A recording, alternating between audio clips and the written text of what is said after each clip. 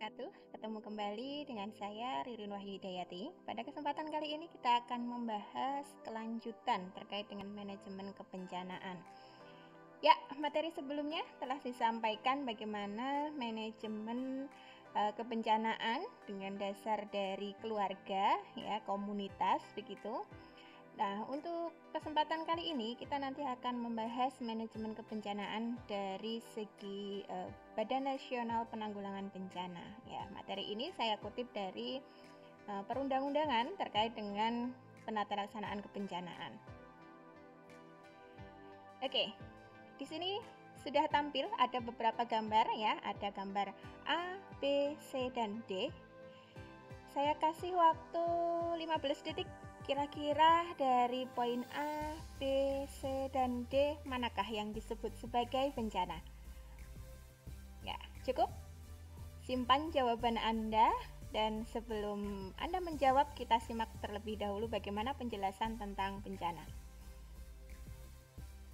Bencana menurut Undang-Undang Nomor 24 Tahun 2007 merupakan sebuah peristiwa atau rangkaian peristiwa yang mengancam dan mengganggu kehidupan dan penghidupan masyarakat yang disebabkan baik oleh faktor alam ataupun faktor non-alam maupun faktor manusia, sehingga mengakibatkan timbulnya korban jiwa manusia, kerusakan lingkungan, kerugian harta benda, dan dampak psikologis. Nah, dari pengertian tersebut jelas bahwa yang dikatakan bencana itu suatu peristiwa yang mengancam. Artinya kehidupan seseorang ini terancam, ya, akan ada masalah pada kehidupan seseorang dari sebuah yang dikatakan bencana, di mana itu bisa dipengaruhi oleh faktor alam. Ini faktor alam ini yang seperti apa? Yaitu faktor yang berasal dari alam, ya, dalam kondisi alam. Atau mungkin contohnya nih ya, faktor alam itu mungkin gini, ada gunung berapi ya, kemudian ada iklim ya atau cuaca buruk, ada tanah longsor, ada angin puting beliung, ada tsunami. Itu kan semua dari kondisi alam. Namun untuk non alam ya, disebutkan ini juga kejadian diakibatkan non alam. Non alam ini yang seperti apa gitu? Non alam ya berarti bukan dari kondisi alam. Misalnya nih dari kegagalan sebuah teknologi. Ya, kalau teman-teman semua di sini mengetahui bahwa kegagalan teknologi bisa dilihat dari ada lumpur lapindo. Ya, kejadian lumpur lapindo kan bukan kesengajaan dari alam. Ya, tapi ada kegagalan di dalam proses pengeboran, ada kesalahan di dalam manajemennya gitu ya, sehingga mengakibatkan adanya luapan lumpur ya, melebar gitu. Atau mungkin non alam ini seperti yang saat ini sedang terjadi, yaitu pandemi COVID-19. Nah, pandemi COVID ini juga sebelumnya ketika awal-awal COVID itu kan berasal COVID itu dari Wuhan gitu ya. Ketika dulu masalah COVID ini hanya terjadi pada wilayah Wuhan saja, maka di situ disebutnya sebagai epidemi. Ya, namun ketika kondisi ini meluas sampai saat ini, yang mana di situ ada seluruh dunia, jadi disebutnya sebagai pandemi, itu juga disebut sebagai faktor non alam. Oke. Dan juga dari faktor manusia. Nah, di sini apa yang menjadikan atau yang contohnya sebagai faktor manusia? Ya, ini manusia sendiri yang mengakibatkan kerusakan. Contohnya nih, pada saat ada bentrok gitu ya, ada permusuhan antara satu kubu dengan kubu yang lain. Kemudian ketika adik-adik atau kakak-kakak sekalian, teman-teman sekalian tahu, di Papua waktu itu ada gencatan senjata ya, pengambil alihan kekuasaan gitu ya. Nah, itu juga faktor manusia sehingga mengakibatkan di situ banyaknya kerusakan ya, rumah-rumah yang terbakar, fasilitas kesehatan banyak yang hancur gitu ya. Orang juga akhirnya mengungsi, ada korban jiwa juga gitu. Nah, kondisi seperti itu tadi mengakibatkan timbulnya korban jiwa. Nah, jadi sekali lagi yang dikatakan sebagai bencana, jika ada masalah seperti yang saya sampaikan tadi ya, dari alam, non-alam maupun faktor manusia yang mengakibatkan adanya korban jiwa. Contohnya tadi ketika itu berasal dari faktor manusia, ada gencatan senjata, ada korban manusianya gitu, kemudian ada fasilitas yang rusak, bangunan rusak, kebakar dan lain sebagainya, lingkungannya rusak ya, akhirnya si korban atau si manusianya ini juga memiliki kerugian dari harta bendanya, bahkan sampai ke secara psikologis ya, dia terancam di situ. Nah, ini baru dikatakan bencana. Contoh lainnya tadi yang dari faktor alam, misalnya ada yang baru saja masih panas-panasnya ini, yaitu bencana Gunung Semeru yang meletus ya, lava yang mengalir sampai merusak wilayah yang ada di kanan kirinya ya, daerah sampai rusak ya, bangunan rusak, ada korban yang meninggal, ada sampai warga yang mengungsi ya kan, rumah pada rusak parah di situ, bahkan sampai jalan-jalan akses pun ditutup karena adanya kerusakan lingkungan. Nah, inilah baru dikatakan sebagai bencana. Oke, ketemu jawabannya tadi dari A, B, C, dan D, kira-kira yang mana? Kita simak ya. Ya, bahwa A, B, C, dan D yang bisa dikatakan sebagai bencana adalah C dan D. Ada yang tahu alasannya? Oke, alasannya adalah poin C dan D jelas kita ketahui bahwa lokasi bencana ini sampai terdapat tumpukan reruntuhan gitu ya, artinya di situ sudah ada fasilitas yang rusak, lingkungannya rusak, sudah jelas. Ketika lingkungan rusak, di situ bisa dikatakan ada korban jiwa, entah itu korban sampai meninggal atau mungkin di situ luka-luka, entah luka ringan atau luka berat gitu. Dan di sini juga sebagian besar secara ekonomi ya juga akan ini ada kewalahan gitu ya, rusak semuanya. Begitu juga dengan poin D. Poin D jika sudah diketahui ada di pemukiman, airnya masuk ke pemukiman, artinya ada korban jiwanya gitu. Ya, ini C dan D sebagai bencana. Tapi kalau kita lihat poin A dan poin B, jika kita perhatikan yang pertama ini adalah letusan gunung berapi. Letusan gunung berapi di sini belum dikatakan bencana. Kenapa? Ya, karena di sini kalau diperhatikan dari gambar ini kan berada di wilayah lautan, ya kan?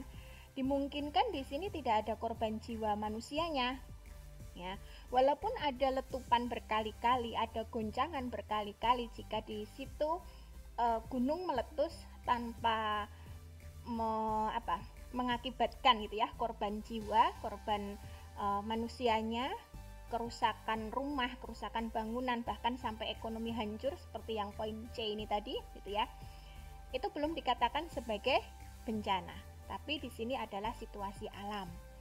Ya, kondisi alam yang saat itu memang gunung berapi sedang erupsi. Ya, tapi tidak sampai mengakibatkan korban jiwa.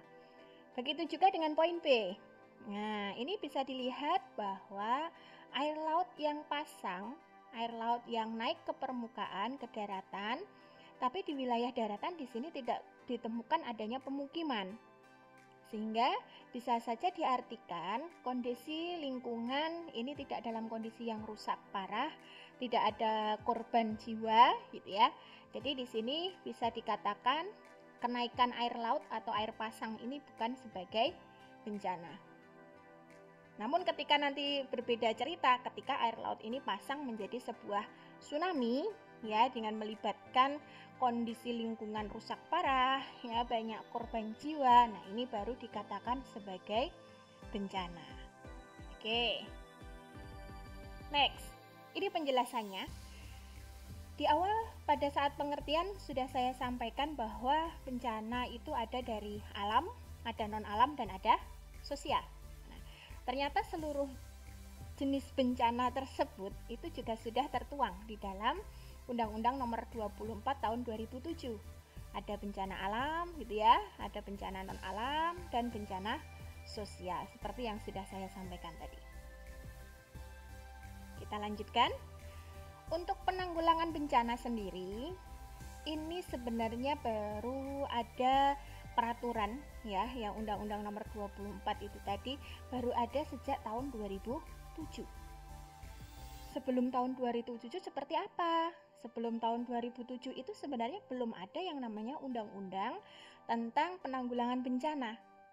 Dan di sana hanya ada yang namanya lembaga kebencanaan.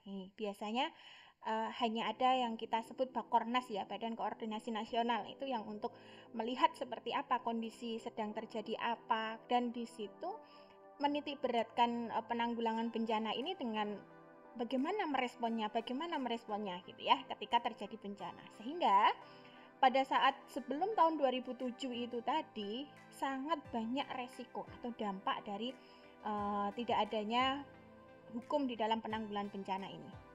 Dampak itu mulai dari pra bencana, kondisi darurat, dan pasca bencana. Coba bayangkan saja, karena di situ tidak ada penanggulangan bencana, tidak ada alurnya mau seperti apa di wilayah-wilayah yang ada resiko terhadap bencana. Ketika sebelum ada bencana, mereka kan otomatis tidak siap, nggak siap siaga. Nanti kalau ada terjadi bencana mau gimana? Tidak ada, karena tidak ada alur penanggulangannya. Di situ juga tidak ada pencegahan, tidak ada mitigasi, bahkan mitigasinya sangat kurang. Sehingga ketika suatu saat bencana itu datang, warga, masyarakat tidak siap. Apa yang akan dia lakukan saat bencana terjadi? Nah, hasilnya apa? Kalau dia di awal sebelum ada bencana, dia nggak tahu apa-apa, tidak siap untuk menghadapi bencana gitu, maka pada saat terjadi bencana yang akan terjadi ya bisa panik ya, tidak tahu kejelasan kewenangan yang ada alur di dalamnya itu nggak ngerti gitu ya. Ketika ada bencana terus mau lapor kemana, mau melakukan apa, jadi koordinasi pun nanti jadi saling menunggu, bisa saja terjadi, atau laporan yang bertumpuk-tumpuk gitu bisa saja terjadi karena tidak ada organisasi atau tidak ada lembaga yang melakukan hukum penanggulangan bencana secara jelas. Nah, pada saat pasca bencana ini resikonya adalah pemulihannya bisa lambat. Bantuan baik dari itu pangan, baik itu pakaian ya, obat-obatan dan lain sebagainya untuk kondisi darurat bencana ini kondisinya bisa hanya berlaku pada saat kondisi darurat saja. Jadi pasca kejadian bencana bisa saja bantuan tersebut tidak sampai atau mungkin terlambat sampainya. Sampai ke sosial ekonomi pada saat kondisi bencana, pasca bencana itu tidak begitu terperhatikan gitu. Namun alhamdulillahnya ya, pada saat ini sejak tahun 2007 kita sudah memiliki yang namanya Tim Penanggulangan Bencana atau yang kita sebut dengan BNPB, Badan Nasional Penanggulangan Bencana. Next. Nah, inilah kalau teman-teman perhatikan gitu ya, ada logo BNPB. Ada maksudnya nggak sih logo ini gitu? Ternyata logo dari BNPB dengan bentuk segitiga yang warna biru itu juga tertuang kok di dalam Undang-Undang tahun 2007 ya, nomor 24 tentang penanggulangan bencana. Yang artinya apa ini? Bahwa selama terjadi bencana atau koordinasi bencana itu ada 3 titik yang saling berkaitan, yaitu siapa? Yang pertama adalah pemerintah, yang kedua adalah masyarakat, yang ketiga adalah lembaga usaha, yang di sini saling terkait ya dengan trias ini. Nah, kondisi ini juga dikembangkan untuk pentahelix strategi ini dikembangkan tidak hanya 3 ini saja, tapi kita kembangkan ke akademik dan media. Nah, seperti apa akademik dan media ini dimunculkan? Akademik di sini artinya bahwa penanggulangan bencana ini tidak hanya dari tiga ranah saja, tapi akademik itu dari tingkat pendidikan. Pendidikan macam-macam bentuknya. Ada pelatihan di dalam tingkat pendidikan, baik itu pendidikan dasar, menengah, tinggi, bahkan perguruan tinggi, bahkan sampai ke masyarakat gitu ya. Dan selebihnya tidak hanya itu di akademik. Bisa muncul yang namanya penelitian yang seperti apa? Ketika kita ketahui ada beberapa institusi gitu ya, atau bidang pembelajaran yang mempelajari tentang kebencanaan, tentang geografi, tentang bagaimana siklus dari contohnya ya gunung berapi gitu ya, yang dulu sudah pernah meletus hebat pada tahun berapa, kemudian mereka mempelajari lagi gunung tersebut, bisa dimungkinkan dengan material-material, dengan kondisi tanah, kondisi udara, yang nanti bisa saja gunung tersebut bisa meletus kembali. Nah, inilah fungsi dari akademik. Begitu. Lantas bagaimana fungsi dari media? Nah, media di sini kita sangat terbantu pada saat ini dengan adanya media. Artinya, media ini kita bisa gunakan untuk menyebarluaskan informasi. Contohnya saja ini yang masih fresh ya, kondisi bencana Semeru, ya baru saja meletus gitu ya. Di situ dengan adanya media bisa meliput seperti apa sih bencana yang sedang terjadi di sana, bagaimana penduduknya, bagaimana pengungsinya, bagaimana korbannya, ya, apa yang dia butuhkan saat ini, apa yang dia kurang fasilitas dan pelayanan pada saat itu muncul semua di media. Nah, tinggal kita bisa menyaring media itu seperti apa harus disampaikan. Nah, di sini tentu media sangat membantu ketika ada informasi bahwa di lokasi tersebut masih dalam kondisi yang memprihatinkan misalnya gitu ya, masih membutuhkan pelayanan atau pangan, sumbangan bahan makanan, sumbangan pakaian misalnya, atau butuh tenaga kesehatan, layanan yang lebih lanjut. Nah, ini bisa kita sampaikan lewat media sehingga bala bantuan itu sangat cepat untuk bisa kita berikan. Oke. Treatment atau strategi tersebut ya, jadi ada 5 itu merupakan pengembangannya menjadi pentahelix strategi. Lanjut. Penyelenggaraan penanggulangan bencana merupakan serangkaian upaya yang meliputi penataan kebijakan pembangunan yang beresiko timbulnya bencana, kegiatan pencegahan bencana, tanggap darurat, rehabilitasi, dan rekonstruksi. Nah, posisi ini itu sangat menjadi bagian yang disebut sebagai manajemen bencana. Nah, jadi manajemen bencana itu dilakukannya dari sebelum terjadi bencana, saat terjadi bencana, dan setelah terjadi bencana. Apa saja yang bisa dilakukan ya? Yaitu kegiatan-kegiatan yang dimulai dari mencegah. Ya, mencegah ini kan sebelum terjadi bencana ya. Mencegah, kemudian ada mitigasi, ada kesiapsiagaan. Nah, itu pada saat sebelum terjadi bencana. Kemudian ada yang selanjutnya tanggap darurat bencana. Nah, tanggap darurat ini biasanya terjadi pada saat bencana itu terjadi. Sedangkan bagaimana untuk pasca bencana? Nah, pasca bencana ya tentu ada nanti pemulihan yang isinya di situ ada rehabilitasi dan rekonstruksi. Bahkan nanti akan mulai lagi ke proses perencanaan agar kita juga berbenah gitu ya. Yang kemarin sudah dilakukan tindakan saat ada bencana, kalau ada kurangnya kita akan berbenah kembali. Jikalau suatu saat terjadi bencana lagi, kita akan lebih siap lagi untuk menghadapi bencana tersebut. Nah, inilah siklusnya. Nah, jadi kalau teman-teman perhatikan, siklus di sini ya, dalam kondisi bencana sebelum terjadi bencana itu tadi ada kesiapsiagaan ya, pencegahan dan mitigasinya. Pada saat bencana itu nanti kita bisa meminimalkan resiko-resiko yang akan terjadi. Ya, sehingga pada saat bencana ini tanggap daruratnya akan kelihatan sekali seperti apa. Apakah dia siap? suatu saat kita terjadi bencana. Setelah siap atau enggaknya, nanti kita di akhir akan ada proses pemulihan lagi dan kesiapan lagi jika suatu saat menghadapi bencana.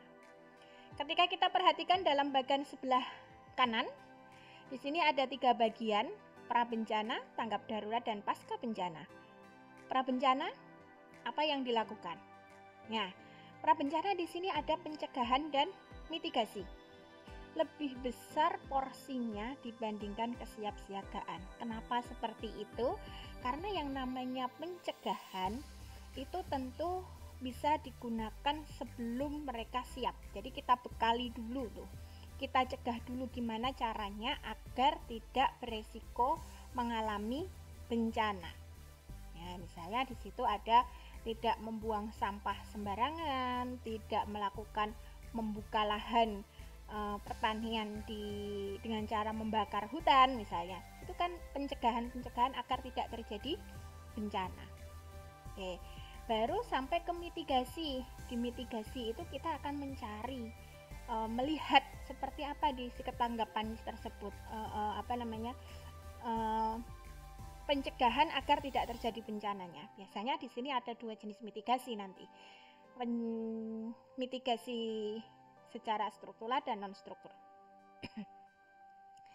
Nah, selanjutnya setelah kita tahu mitigasinya, kita kendalikan lewat mitigasi tersebut, maka kita harus siap jika suatu saat terjadi bencana. Nah, pada saat terjadi bencana, ya di sini ada tanggap darurat kan? Ya, ada tanggap darurat. Tanggap daruratnya gimana gitu ya? Kita lihat seperti apa tanggapan atau kondisi darurat pada saat bencana itu. Ya, ada urgennya seperti apa, kemudian proses evakuasi, proses relokasi atau proses pemberian bantuan, pengkajian data secara cepat, ini sangat penting di dalam tanggap darurat. Nah, pasca bencana, ini ada yang namanya pemulihan dan rekonstruksi. Pemulihan rekonstruksi sifatnya lebih banyak ya, lebih besar dibandingkan dengan pencegahan dan mitigasi, walaupun memang pada saat rekonstruksi ini kita juga sudah mulai bebenah lagi pencegahan dan mitigasi lagi agar jikalau nanti ada bencana berulang, kejadian lagi, itu kita bisa meminimalisir ya resiko yang akan terjadi. Oke. Nah, ini ibaratnya ketika kita berbicara adanya bencana, maka kita akan berpikir manajemen resiko. Nah, contohnya nih, ini kita contohkan saja ya, diibaratkannya ini ada hewan seekor tikus. Nah, seekor tikus yang kita hadapkan dengan keju yang di situ ada perangkapnya. Maka seekor tikus itu memiliki resiko. Resikonya apa? Resiko kemungkinan bahwa ini itu akan menjadi korban, ya kan? Hewan ini akan menjadi korban. Korban apa? Bisa kehilangan nyawa, gitu ya. Kalau orang nanti kan bisa kena bencananya tadi kan bisa kehilangan nyawa, bisa luka, ya, bisa macam-macam. Dengan adanya bahaya. Ini enak, ini kejunya enak gitu ya, tapi ini kan sebuah bencana, malapetaka di situ. Kenapa kok dijadikan malapetaka? Karena ada di dalam sebuah perangkap. Jadi resiko sekali ini. Nah, ini akan terlihat sesuai dengan kerentanannya. Dia rentan nggak terhadap bahaya ini? Jika seekor tikus gitu ya, seekor tikus itu kondisinya sangat lapar, dia butuh makanan dan tertarik kena dalam perangkap ini, ya nanti dia resikonya cukup tinggi. Tapi ketika dia punya manage atau punya feeling gitu ya, feeling yang bagus bahwa oh ini nggak bagus nih buat saya karena dia ada di dalam suatu bencana, bahaya ketika saya mendekat di sini, maka resikonya juga akan semakin kecil. Sehingga kalau kita lihat berdasarkan rumus yang dikatakan manajemen resiko, kita pasti akan membaca yang namanya bahaya dengan kerentanan. Ya. Next. Inilah skema penyelenggaraan penanggulangan bencana. Jadi penyelenggaraan penanggulangan bencana itu ada pra bencana, saat bencana, dan pasca bencana. Masih ingat? Pra bencana, saat bencana, dan pasca bencana. Nah, kita bahas satu persatu. Pada saat pra bencana, di sini ada situasi yang tidak ada potensi bencana.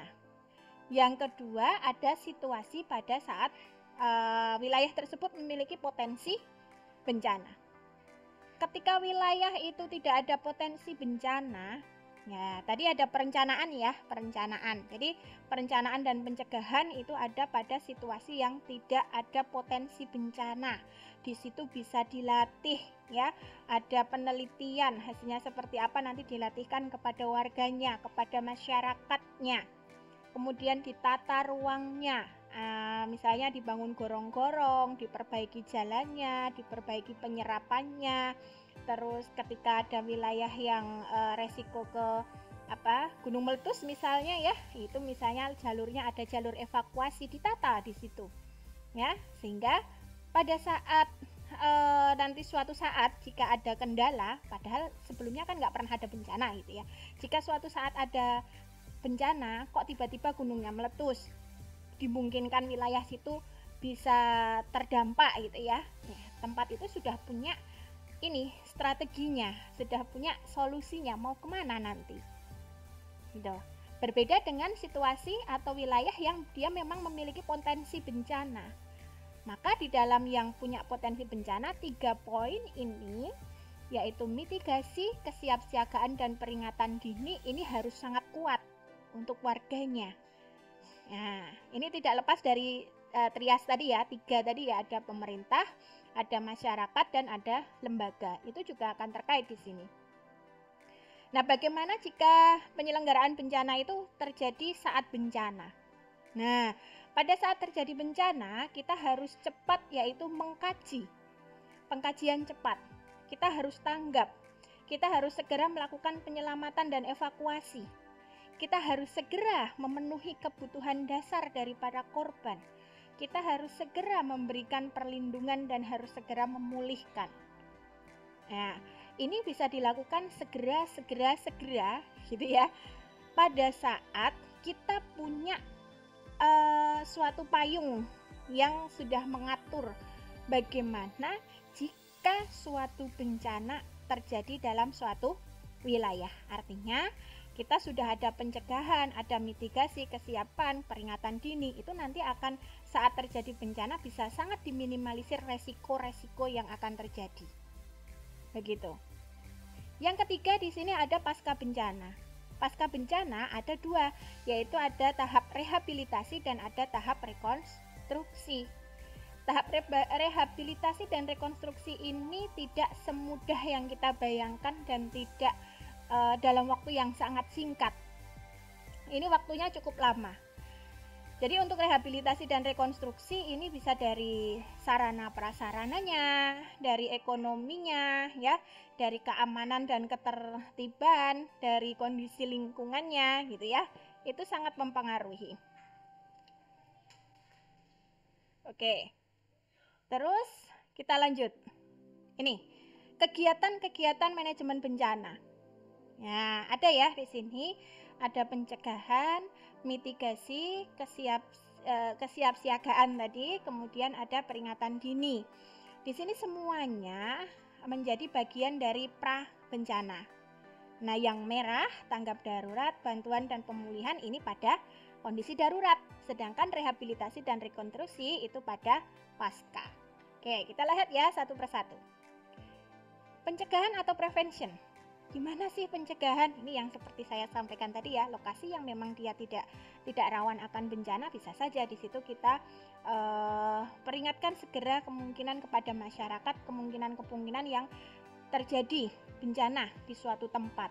Nah, biasanya kita bisa memberikan aturan gitu ya, tidak boleh buang sampah sembarangan karena nanti bisa berisiko terjadi banjir, tidak boleh membakar hutan untuk buka ladang gitu ya, tidak boleh melakukan penambangan batu di daerah atau wilayah yang sangat terjal curam, nanti resikonya bisa longsor. Kalau bisa longsor nanti bisa terjadi bencana di situ juga.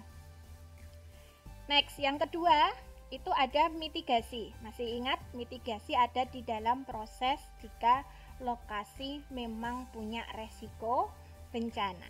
Nah, mitigasi di sini merupakan upaya untuk mengurangi resiko bencana.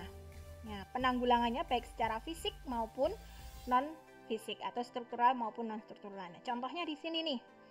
Nih, mitigasi yang sifatnya struktural itu kita bisa membuat yang namanya dam. Kita bikin bendungan, kita bikin tanggul, bikin gorong-gorong ya. Mungkin kalau di wilayah Gunung Meletus mungkin bisa ada bunker ya, kemudian perluasan lokasi lahar ya. Itu bisa saja di situ namanya mitigasi struktur atau struktural. Tapi ketika kita lihat mitigasi non struktural, ini kita bisa memperbaikinya melalui tata ruang, peraturan ya, misalnya tidak boleh nebang pohon tadi menjadi sebuah peraturan yang sebagai proses perencanaan. Pelatihan, nah ini pelatihan jika nanti ada terjadi bencana itu kita harus ngapain, prosesnya seperti apa. Basic keluarga juga bisa, basic komunitas masyarakat setempat juga bisa gitu ya, pelatihannya itu namanya mitigasi. Yang kedua, pada saat lokasi itu rawan bencana ada kesiapsiagaan, yaitu apa? Serangkaian kegiatan yang dilakukan untuk mengantisipasi bencana melalui pengorganisasian ya, serta langkah yang tepat guna dan berdaya guna. Contohnya di sini kesiapsiagaan itu kita menyiapkan sarana komunikasi, pengaktifan organisasi, menyiapkan lokasi evakuasi, kemudian nanti ada sosialisasi apa saja peraturan-peraturannya, pedoman ketika nanti ada bencana itu di-share, disampaikan. Jadi seluruh warga, seluruh masyarakat tahu, siap ketika nanti suatu saat ada bencana. Nah, next yang ketiga itu ada peringatan dini. Peringatan dini artinya sudah ada tanda-tanda dan itu harus disampaikan segera. Prinsipnya apa? Yang pertama, informasi harus terjangkau ke seluruh masyarakat.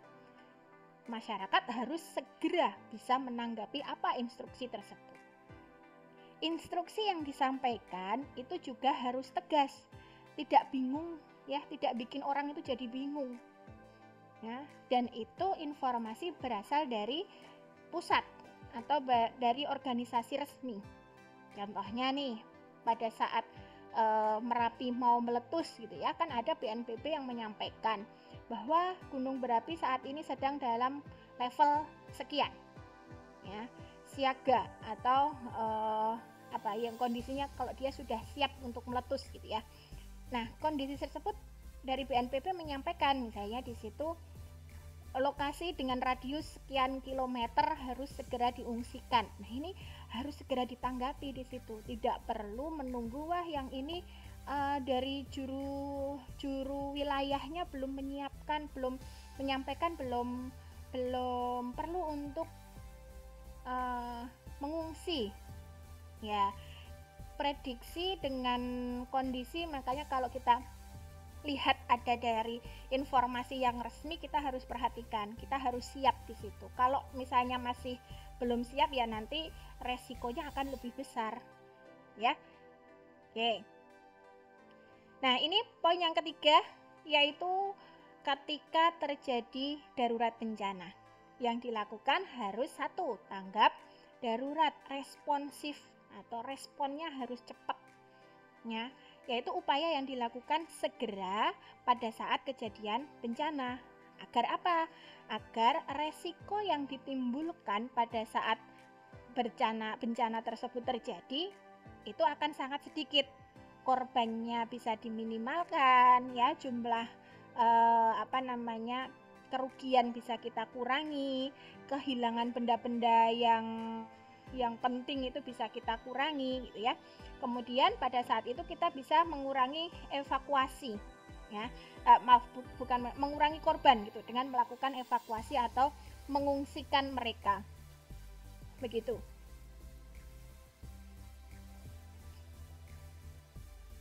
Kemudian yang kedua itu adalah bantuan darurat.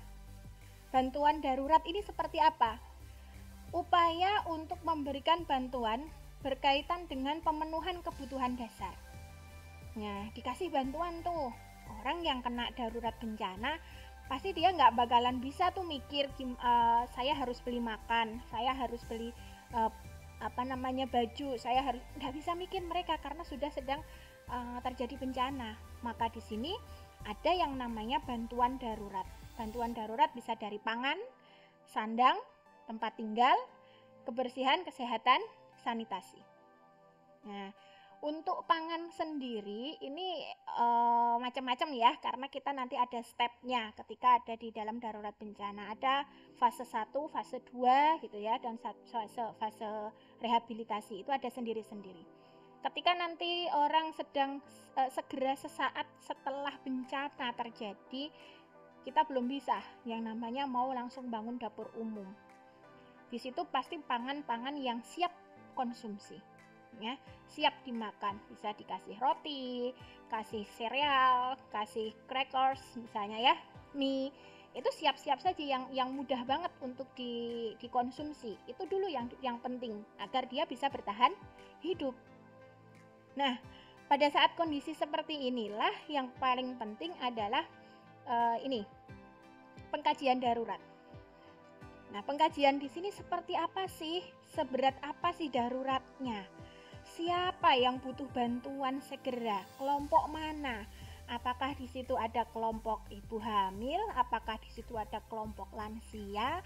Adakah kelompok bayi balita yang mungkin di situ sangat rentan gitu ya? Ketika ada bencana muncul penyakit, muncul gangguan kesehatan dan lain sebagainya.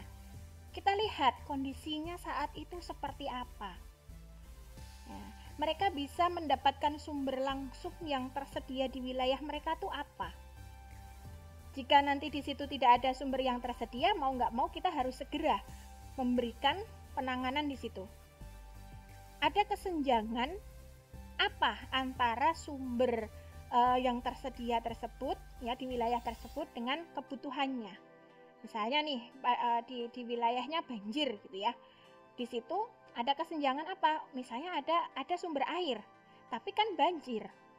Kalau banjir otomatis sumber air nggak bisa dong dipakai, kan kena luapan banjir. Artinya kita nggak bisa langsung suruh mereka mengkonsumsi minuman atau makanan yang ada di sana. Tentu kita harus menyediakan sumber air minum ya untuk memberikan minuman atau menjaga cairan tubuh agar tetap terjaga gitu ya. Tidak mungkin diminta untuk nyari air sumur di sana karena kondisinya banjir. Dan seperti itu kita lihat kesenjangannya apa yang ada. Terus yang selanjutnya, apa yang dilakukan instansi pada saat terjadi bencana tersebut? Mereka sudah ngelakuin apa saja? Nah, jadi pada saat mengkaji ini harus dilakukan secara cepat. Walaupun memang ya sebenarnya prinsip pengkajian cepat ini kita tidak bisa langsung 100% benar. Tapi setidaknya kita punya data dulu. Oh, bahayanya sekian, resikonya sekian banyak, dia butuhnya ini, itu bisa disebarluaskan melalui media seperti yang tadi ya, triasnya tadi ya, pengembangan triasnya tadi. Ada media yang bisa disampaikan ke khalayak kalau mereka memang sedang butuh sesuatu, pelayanan tambahan. Next, ini tindakan pelayanannya. Ada fase 1, fase 2, dan fase 3. Fase yang pertama kita harus mengkaji kebutuhan sumber daya, formulasi, pedoman, pengembangan rencana tindak lanjut. Sedangkan untuk fase kedua kita bentuk perwakilan dari wilayah pengungsi, mana saja yang membutuhkan bantuan. Kita bikin jadwal pemilihan mitra pelaksananya, melakukan pelatihan stafnya. Ini harus kita lakukan untuk mengkoordinasikan kegiatan-kegiatan atau penyaluran dana, penyaluran bantuan. Pada fase 3 kita mulai ke dalam proses rehabilitasi. Kita bisa membangun program untuk kelompok rentan, itu kita lakukan apa. Kemudian melatih tenaga pengungsi, itu melakukan hal-hal yang positif untuk mengurangi secara psikologis ya, secara psikologisnya bisa kita perbaiki, mengembalikan aktivitas-aktivitas yang ada di tempat tersebut, baik dari pendidikan, pengajaran, pekerjaan. yang perlu kita perhatikan bahwa ketika kita melakukan fase 1, 2, 3 tersebut, kita harus tahu bahwa setiap pengungsi itu unik. Setiap manusia itu unik. Kenapa unik? Karena tidak ada yang sama satu dengan yang lain. Masyarakat itu, kelompok masyarakat itu homogen sekali. Nah, jadi unik di situ. Jadi kita tidak bisa memaksakan semuanya harus A, semuanya harus B, tidak bisa. Tapi kita akan memandirikan mereka. Gimana caranya mereka bisa mandiri? Dia tahu, punya kekuatan, punya kapasitas untuk membuat dia tanggap terhadap bencana dan terprogram. Itu yang perlu diperhatikan. Nah, inilah aktivitas-aktivitas lain yang dapat kita lakukan. Yang pertama, nanti bisa memantau distribusi makanan, membantu pengungsi, kebutuhannya apa, ya, menindaklanjuti sampai mana kasusnya, apa yang sudah dilakukan dan yang belum. Kita bisa menyelidiki aktivitas masyarakat, adakah yang kembali ke lokasi rumahnya padahal kondisi belum stabil. Nah, ini kita bisa cek sampai dengan memberi pelayanan kesehatan. Nah, layanan kesehatan kita perhatikan di situ. Nah, untuk adik-adik di sini macam-macam ya.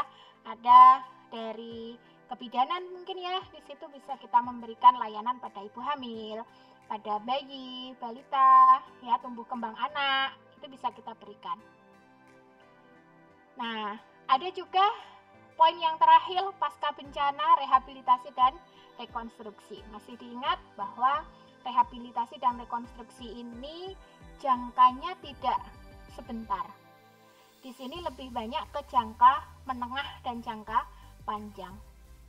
Kalau adik-adik atau kakak-kakak teman-teman sekalian di sini bisa memperhatikan saat terjadi bencana gempa bumi di Bantul, itu sangat panjang perbaikannya gitu ya, nggak hanya sebulan 2 bulan mereka langsung kembali lagi gitu ya, tapi di situ butuh waktu yang banyak. Bangun rumah aja nggak mungkin bisa 1 bulan gitu ya, mereka harus bekerja dulu, cari uang dulu, nabung dulu ya, baru diperbaiki rumahnya, baru dibuat. Nah, ini kan juga butuh yang namanya waktu atau space waktu yang sangat lama untuk bisa kembali normal.